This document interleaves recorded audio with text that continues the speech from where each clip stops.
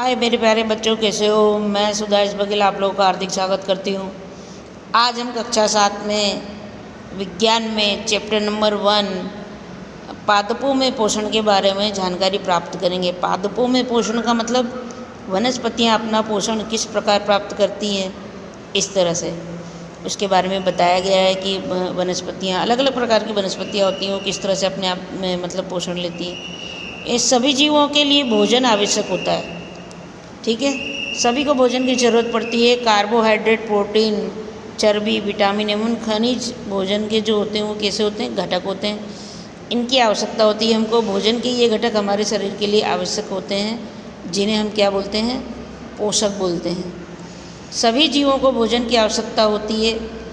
वनस्पतियाँ जो हैं, पौधे हैं, पादप जो हैं, वो स्वयं के लिए भोजन बनाते हैं। मानव सहित अन्य प्राणी जो होता है वो पादपों या अन्य चीज़ों पर निर्भर होता है, जंतु से अपना भोजन प्राप्त करता है। सिर्फ वनस्पतियाँ ऐसी हैं जो अपना भोजन स्वयं बनाती हैं। बाकी मनुष्य और अन्य प्राणी जो होते हैं वो प्रत्यक्ष या परोक्ष रूप से क्या होते हैं, पादपों पर निर्भर होते हैं।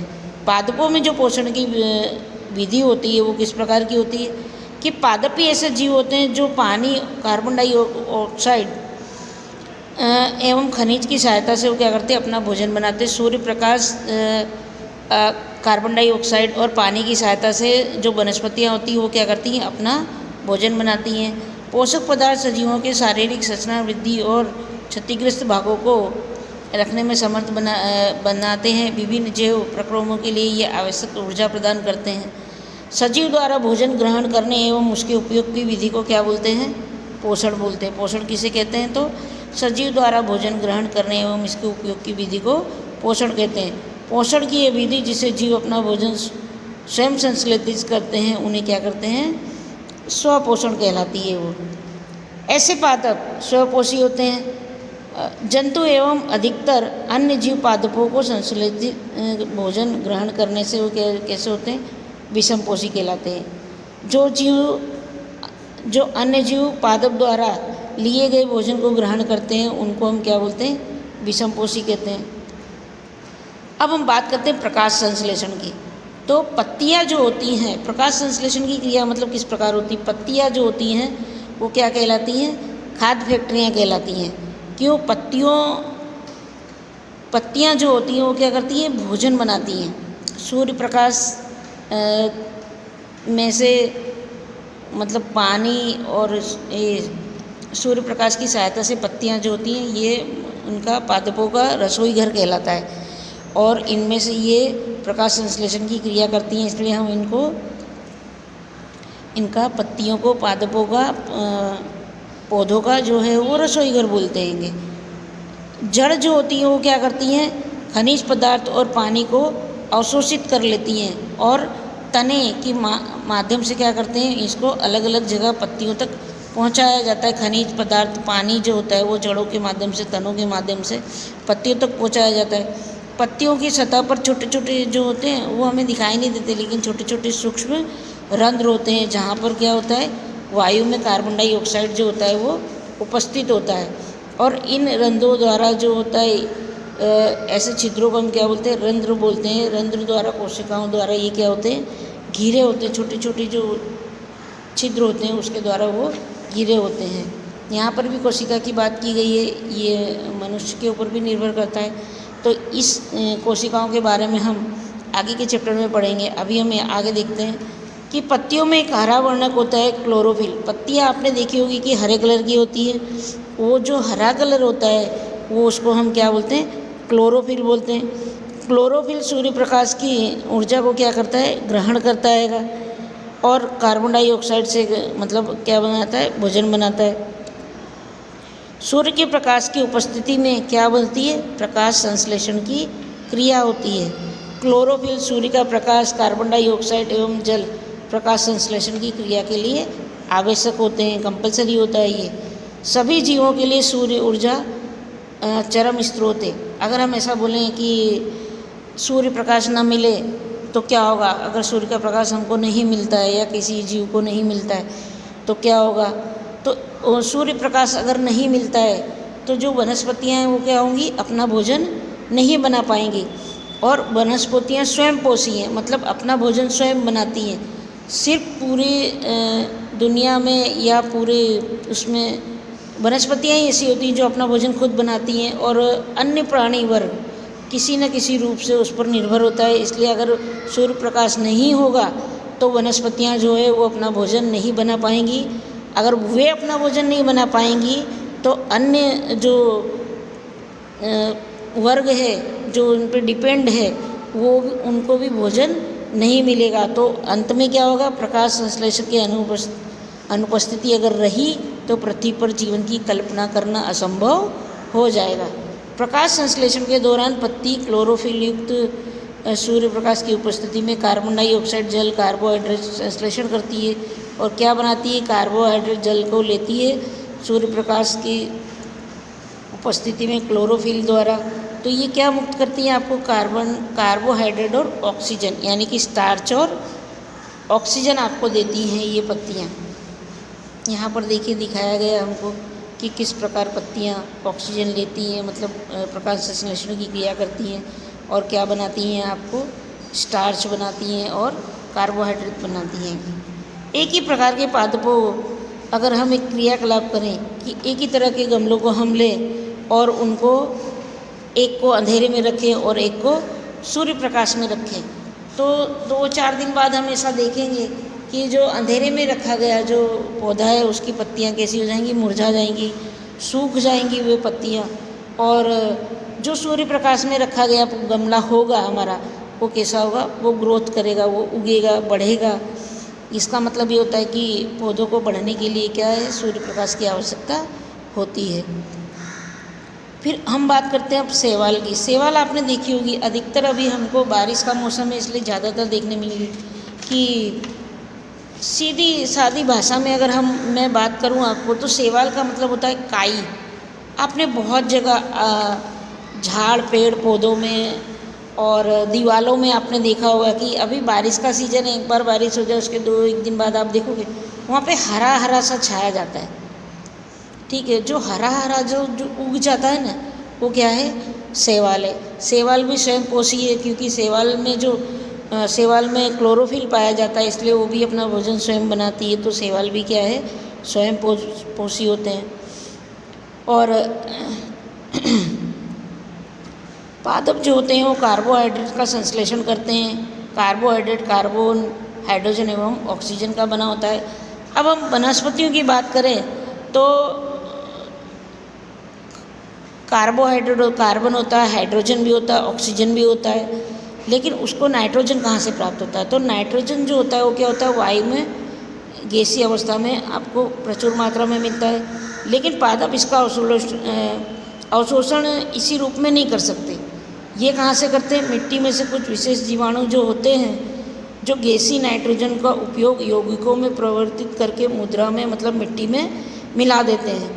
और किसान जो होते हैं वो खेत में कभी खाद के रूप में, उर्वरक के रूप में नाइट्रोजन डालते हैं, तो वनस्पतियाँ वहाँ से क्या करती हैं, नाइट्रोजन लेती हैं।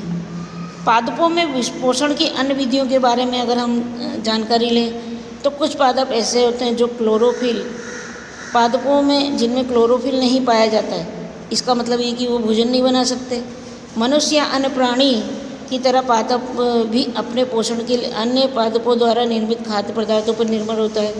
जो अन्य पर निर्भर होते हैं उन्हें हम क्या बोलते हैं, विषमपोषी प्रणाली बोलते हैं। जैसे अमर पादप की बात करें, यहाँ पर ये है अमर बेल जो है, ये किस तरह की है कि इसका एक तना जो शाखाएं जो है वो पीले रंग की संरचना जो है इस पेड़ में क्या हुई है, लिपटी हुई है।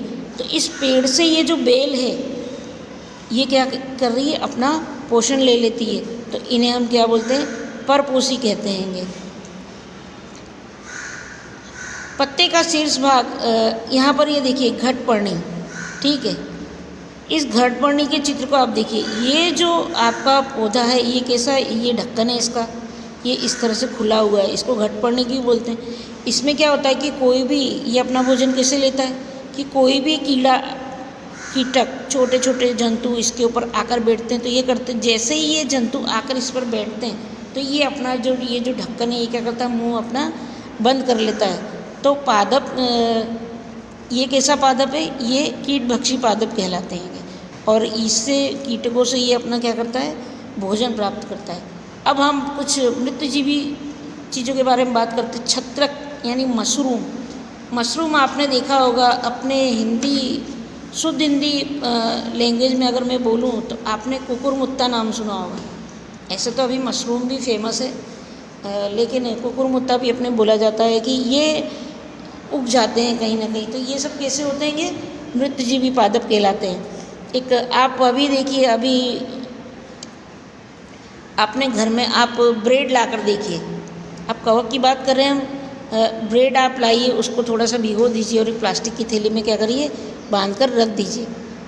2 दिन बाद आप उसमें देखेंगे तो ब्रेड के ऊपर हरा हरा आपको फफूंद सा दिखाई देगा, काला या हरे रंग का। तो ये जो है वो क्या होता है? कवक होता है। ठीक है। जिसमें जीव किसी मृत तथा विघटित जैविक पदार्थों को पोषक प्राप्त करता है, उन्हें हम कैसा बोलते हैं? मृतजीवी पोषण कहते हैं। मृतजीवी पोषण प्रणाली का उपयोग करने वाले जीव कैसे कहलाते हैं? मृतजीवी कहलाते हैं। कवक अचार, चमड़े, कपड़े और अन्य पदार्थों पर हमने उगते देखा होगा। कवकों की वृद्धि के लिए सबसे अच्छी वर्षा ऋतु। अभी हमने देखा होगा कि हमारे जूते चप्पल, आपके जो चमड़े के जूते चप्पल होते हैं, उनमें कैसा होता है? सफ़ेद सफ़ेद फफूंद लग जाता है, काला हो जाता है, बदबू मारने लगता है। तो ये सब क्या होता है? कवक के कारण होता है। अब हम बात करते हैं सहजीवी संबंध के बारे में कि सहजीवी संबंध किसे कहते हैं? कि कुछ जीव एक दूसरे के साथ में रहते हैं, जो अपना रहने का और खाने का पोषक तत्व एक दूसरे के साथ में क्या करते हैं? बांटते हैं। इसमें किसका जिक्र होता है? लाइकेन नाम का जो जीव है वो क्या होता है? 2 भागों में बटा होता है। उसके एक भाग में क्या है? शैवाल है और दूसरे भाग में क्या है? कवक है। शैवाल जो है वो स्वयंपोषी है, उसके अंदर क्लोरोफिल होता है, इसलिए वो अपना भोजन खुद बनाता है। और कवक शैवाल को रहने का स्थान देता है। कवक जो है वो क्या करता है? शैवाल को रहने देता है, इसलिए जल में पोषक तत्व उपलब्ध कराता है और बदले में शैवाल प्रकाश संश्लेषण द्वारा संश्लेषित खाद्य कवक को देता है। मतलब कवक जो है वो शैवाल को क्या करता है? पानी देता है और शैवाल प्रकाश संश्लेषण की क्रिया से उसके साथ मिलकर, क्लोरोफिल के साथ मिलकर भोजन बनाता है जो कवक को देता है। अब मृदा में पोषक के पुनः पूर्ति किस प्रकार की होती है? मतलब मिट्टी में जो पोषक तत्व होते हैं, अगर हम बार बार मतलब उसमें कुछ ना कुछ उगाते हैं खेत में, तो पोषक तत्व कैसे हो जाते हैं? उसमें पोषक तत्व जो होते हैं वो कम हो जाते हैं, ख़त्म हो जाते हैं। और मिट्टियों में आपने देखा होगा नाइट्रोजन, पोटेशियम, फास्फोरस जैसे पोषक तत्व होते हैं। लगातार इसमें उत्पादन करने के बाद में, उगाने के बाद में वनस्पतियों को ये पोषक तत्व जो हो जाते हैं वो कैसे हो जाते हैं? कम हो जाते हैं। तो इन पोषक तत्वों को उसमें मतलब उसको प्रचुर मात्रा में बनाने के लिए हम क्या करते हैं? उसमें खाद मिलाते हैं, उर्वरक मिलाते हैं इस प्रकार का। तो पादपों को प्रोटीन बनाने के लिए सामान्यतः नाइट्रोजन की अधिक आवश्यकता होती है। फसल कटाई के बाद मृदा में नाइट्रोजन की कमी हो जाती है। यद्यपि वायु में नाइट्रोजन गैस प्रचुर मात्रा में उपलब्ध होती है, लेकिन वनस्पतियाँ जो होती हैं वो इसको लेने में असमर्थ हो जाती है। तो ये क्या करती हैं? इनको अवशोषित करती हैं। तो कैसे करती है? कि कुछ जीवाणु जो राइजोबियम कहलाते हैं, वायुमंडल नाइट्रोजन को क्या करते हैं? विलेय पदार्थों में परिवर्तित कर देते हैं। और राइजोबियम अपना भोजन स्वयं नहीं बनाते।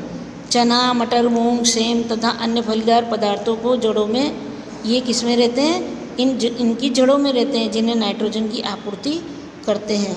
अधिकतर आपने देखा होगा फसल चक्रण। फसल चक्रण में कैसा होता है? किसान को 1-2 फसल के बाद में कुछ नाइट्रोजन युक्त फसलों को लेना चाहिए, जैसे कि दाल की फसल फलीदार प्राप्त होती है। इसके बदले में आप राइजोबियम जीवाणु को आवास और खाद प्रदान करते हैं। दाल की फसल अगर हमने उगा ली तो क्या हो जाएगा? आपको वहाँ से नाइट्रोजन मिलेगा। नाइट्रोजन उर्वरक देने की आवश्यकता नहीं पड़ती। यही नहीं, दाल की फसल उगाने के बाद अगली फसल के लिए सामान्यतः उर्वरकों की आवश्यकता नहीं होती, क्योंकि इसमें दाल में जो नाइट्रोजन होता है वो आपकी खेतों को, मिट्टियों को मिल जाता है इसके लिए।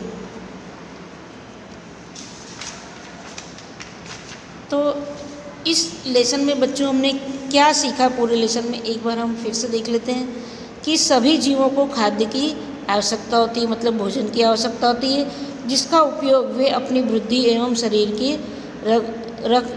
मतलब शरीर को बनाए रखने के लिए, ऊर्जा के लिए इसका उपयोग करते हैं। हरे वनस्पतियाँ प्रकाश संश्लेषण के द्वारा अपना भोजन बनाती हैं। हरे वनस्पतियाँ कार्बन डाइऑक्साइड, जल, खनिज और सरल रासायनिक पदार्थों का खाद्य संश्लेषण में उपयोग जो होता है वो खाद्य संश्लेषण के लिए करती हैं। प्रकाश संश्लेषण के लिए क्लोरोफिल, सूर्य प्रकाश अनिवार्य होता है। कार्बोहाइड्रेट जैसे जटिल रासायनिक प्रकाश संश्लेषण के उत्पाद हैं।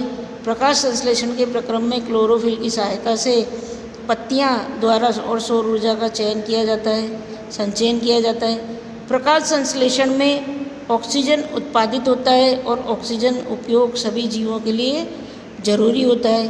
कवक अपना पोषण मृत एवं अपघटित जैव पदार्थों से प्राप्त करती है, मृतजीवी कहलाते हैं। अमर बेल जैसे पादप परजीवी हैं, परपोषी पादप से अपना भोजन प्राप्त करते हैं। कुछ पादप एवं अन्य सभी जीव अपने पोषण हेतु दूसरे जीवों पर निर्भर होते हैं, अतः विषमपोषी कहलाते हैं। तो आई होप ये लेसन आपको समझ में आया होगा। एक बार दो बार आप बार बार देखें तो आपको ये ज़रूर समझ में आ जाएगा। Thank you so much.